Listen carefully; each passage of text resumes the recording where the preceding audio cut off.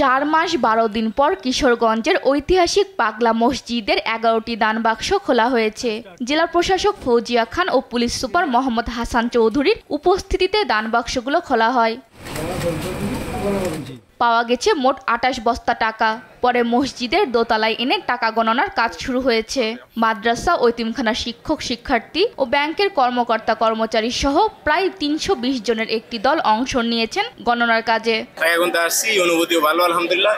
সবাই সন্তুষ্ট চিত্তে আল্লাহর রাস্তায় আল্লাহর কাজ করতে আসি। টাকার সাথে অনেক চিঠি, স্বর্ণ, এরপরে বৈদেশিক মুদ্রা সহ অনেক কিছু আমরা পাইতেছি।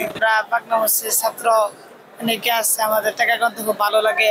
এখন পর্যন্ত পাগলা মসজিদ ফান্ডে জমা আছে 80,73,576 টাকা। এসব টাকা বিভিন্ন মসজিদ, মাদ্রাসা ও এতিমখানার পাশাপাশি বিভিন্ন সমাজ কল্যাণমূলক কাজে ব্যয় হয় বলে জানান জেলা প্রশাসক। আমরা প্রতি 3 মাস অন্তর খুলি, সেই হিসাবে আমাদের এটি খোলার কথা ছিল মার্চ মাসে, কিন্তু পবিত্র মাহে রমজান আসার কারণে আমরা খুলতে পারিনি।